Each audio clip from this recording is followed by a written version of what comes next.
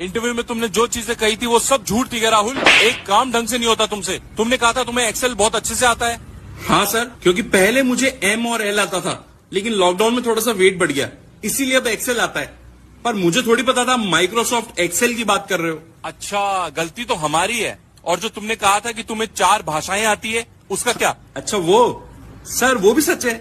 अच्छे लोगों से मैं विनम्रता की भाषा में बात करता हूँ, बुरों के साथ लात घूंसों की भाषा में बात करता हूँ, रिश्तेदारों से छल कपट की भाषा में बात करता हूँ, और बॉस से चाटुकारिता की भाषा में बात करता हूँ।